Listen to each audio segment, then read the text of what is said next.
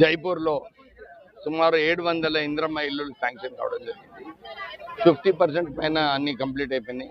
ఇంకో బ్యాలెన్స్ 50 కూడా నెక్స్ట్ 3-4 మంత్స్లో ఇంద్రమ్మ ఇల్లులు పూర్తిగా అవుతాయి. చాలా చక్కగా కట్టుకున్నారు. కాంగ్రెస్ ప్రభుత్వం ఏదైతే మహిళలకు కాళ్ళ మీద నిలబడాలని చెప్పి ఆలోచనతో పనిచేస్తుందో ఈరోజు మహిళా భవన్ కూడా ఇక్కడ ఇనాగ్రేట్ చేయడం జరిగింది. వాళ్ళకు మహిళా శక్తి, వీళ్ళకు మితి లేని రుణాలు ఇప్పించడము, బ్యాంక్ లింకేజ్ ఇప్పించడము, ఇందిరమ్మ ఇల్లులు వాళ్ళ పేరు మీద ఇవ్వడము, ఇవన్నీ కూడా మహిళలకు శక్తివంతంగా చేయాలని చెప్పి కాంగ్రెస్ ప్రభుత్వం పనిచేస్తుంది. ఆ ద్వారాలోనే వారికి ఈ 200 యూనిట్లు ఫ్రీ, ఈ గ్రామంలో గంగిపల్లిలో ఒక స్కూల్లో 50 లక్షల వరకు కూడా ఇక్కడ శాంక్షన్ కావడం జరిగింది.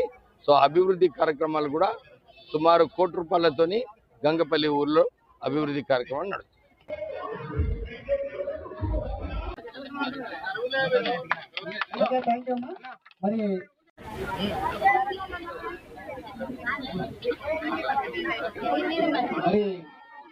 ఈ కార్యక్రమాల గురించి ఇందిరమ్మ పథకం మరియు అలాగే మహిళా భవనం ఓపెనింగ్ సందర్భంగా మరియు చేసిన గౌరవనీయులు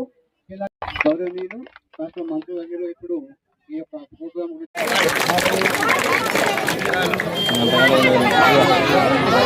తర్వాత టీఆర్ఎస్ వాళ్ళందరూ కూడా నిన్న టీవీ చూస్తున్నా, కేటీఆర్ అంటుండు ఒక్క గ్యారెంటీ కూడా అమలు చేయలేదు అన్నాడు.